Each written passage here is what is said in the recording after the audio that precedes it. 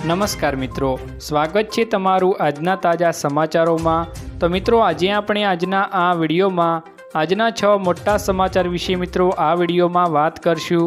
તો જે પણ મિત્રો આપણી આ ચેનલની અંદર નવા આવ્યા છે તે મિત્રોને ખાસ વિનંતી કરીશ કે ચેનલને સબસ્ક્રાઈબ કરી લેજો। આજની પહેલી ખબરની વાત કરીએ તો ખેડૂત ભાઈઓને હવે તક મળી છે। 2 લાખ રૂપિયા સુધીનું દેવું માફ થઈ શકે છે। ચૂંટણી મિત્રો આવી રહી છે, હવે ખેડૂત ભાઈઓને તક મળી છે। એમના મનમાં ગુંજવેલા પ્રશ્નોના હલ મેળવવા માટે આવી તક મળવા ઘણો સમય લાગે છે। તો ખેડૂત મિત્રો મોકાનો ફાયદો ઉઠાવી સરકાર પાસે બધી માંગણીઓ કરો જે તમારી બાકી રહેલી છે। જેમ કે દેવા માફીનો મુદ્દો જે ખેડૂત ભાઈઓએ જરૂરથી ઉઠાવવો જોઈએ। 2 લાખ રૂપિયા સુધીના દેવા માફ થશે તો જ ખેડૂતો મતદાન કરશે। એવા આંદોલનો હવે થવા જોઈએ તો જ ગુજરાત સરકારની આંખ ખુલશે। આવા કાર્યોમાં મિત્રો બધા ખેડૂત ભાઈઓ ભેગા મળીને આંદોલન કરવા સમય કાઢી સહકાર આપી શકે તો જ આ કાર્ય શક્ય બની શકે છે। આના માટે મિત્રો તમારું શું કહેવું છે અમને કમેન્ટ બોક્સમાં કમેન્ટ કરીને જરૂરથી જણાવજો। ત્યારબાદના મહત્વના સમાચારની વાત કરીએ તો યુપીમાં આગામી સમયમાં કોની સરકાર બની શકે છે। એક ખાનગી ચેનલે ઉત્તર પ્રદેશમાં લોકસભાની ચૂંટણીને લઈને સર્વે કર્યો છે, જેમાં યુપી અને ભાજપનો દબદબો જોવા મળી રહ્યો છે। સર્વે અનુસાર જો હવે દેશમાં લોકસભાની ચૂંટણી યોજાય છે તો યુપીમાં ભાજપને 50%થી વધુ વોટ મળશે।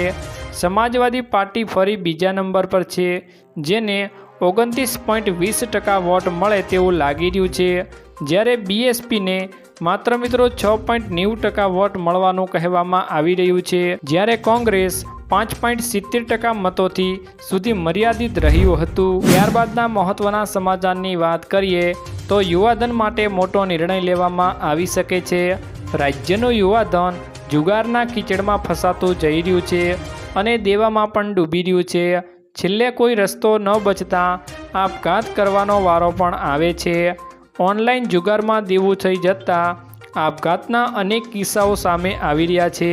ત્યારે બોટાદના એમએલએ ઉમિરા મકવાણાએ રાજ્યમાં ઓનલાઈન તીનપત્તી જુગારની એપ્લિકેશન બંધ કરવા માટે સીએમને પત્ર લખ્યો છે, તેમજ ટીવી પર આવતી જાહેરાત તત્કાલ બંધ કરવા પણ વિનંતી કરવામાં મિત્રો આવી છે। ત્યારબાદના મહત્વના સમાચારની વાત કરીએ તો વીજળી બિલમાં થશે ઘટાડો। ગુજરાતના વીજ ગ્રાહકોના હિતમાં સરકારે નિર્ણય કર્યો છે। જાન્યુઆરીથી માર્ચ 2024ના ત્રિમાસિક ગાળામાં આ ફ્યુઅલ સરચાર્જ ₹3.35 પ્રતિ યુનિટથી ઘટીને મિત્રો ₹2.85 પ્રતિ યુનિટ વસૂલ કરવાનો થાય છે। તેમ ઉર્જા મંત્રી કનુભાઈ દેસાઈએ જણાવ્યું હતું કે ગુજરાતના ઉર્જા વિકાસ નિગમ લિમિટેડ હેઠળની ચારેય વીજ વિતરણ કંપનીઓના અંદાજે 1.70 કરોડ ગ્રાહકોને આ ત્રિમાસિક ગાળામાં આશરે ₹1340 કરોડનો લાભ થશે। માસિક 100 યુનિટનો વીજ વપરાશ કરવામાં આવે તો અંદાજે ₹57ની માસિક બચત થશે। ત્યારબાદના મહત્વના સમાચારની વાત કરીએ તો રોજગારી પૂરી પાડવામાં ગુજરાત પ્રથમ ક્રમાંકે। રોજગાર મંત્રાલય દ્વારા દર વર્ષે જાહેર કરવામાં આવતા અહેવાલ અંગે માહિતી આપતા શ્રમ અને રોજગાર મંત્રી બળવંતસિંહ રાજપૂતે જણાવ્યું હતું કે ગુજરાત રોજગારી પૂરી પાડવામાં વર્ષ 2002થી પ્રથમ ક્રમાંકે છે। 5 વર્ષમાં 15 લાખથી વધુ ઉમેદવારોને રોજગારી આપવામાં આવી છે। 7,000થી વધુ ભરતી મેળાઓમાં 8 લાખથી વધુને રોજગારી મળી છે।